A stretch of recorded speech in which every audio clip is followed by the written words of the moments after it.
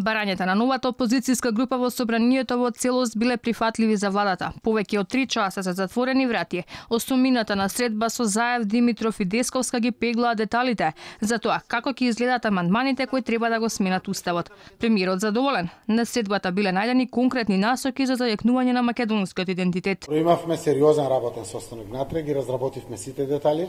Очигледно е дека луѓето се подготвени за тоа, има суштини во нивните сами барања и верувам дека заедно со правните тимови под раководство на министерката за правда, но и под раководство на целата влада ќе успееме да ги вградиме и токму тие барања кои што се однесуваат во трите аспекти кои што ги наброја. Овој дел од опозицијата е целосно свесен за тој аспект.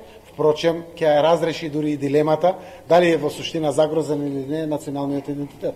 И Комисијата за помирување како клучно барање на 8 пратеници било договорено на средбата, па до крајот на неделава ќе биде и официјално поднесено барање за нејзино формирање.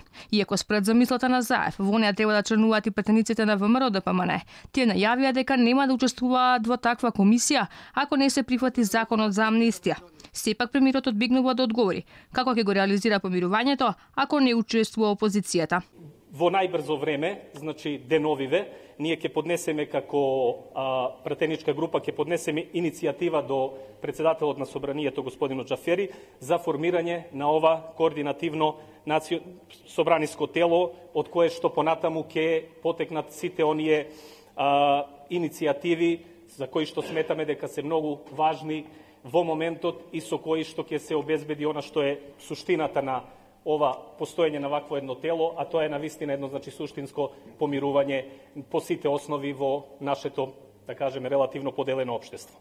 Владата утре на седница ќе го прецизира текстот на амандманите во кои треба да бидат инкорпорирани и овие барања на пратеничката група, која му овозможи на мнозинството отварање на уставот, а најдоцна до петок и да ги достави до собранието. Сепак и по стокмените амандмани, Заев ќе треба да се консултира со Ципрас за тоа што ќе се менува, бидејќи така било договорено.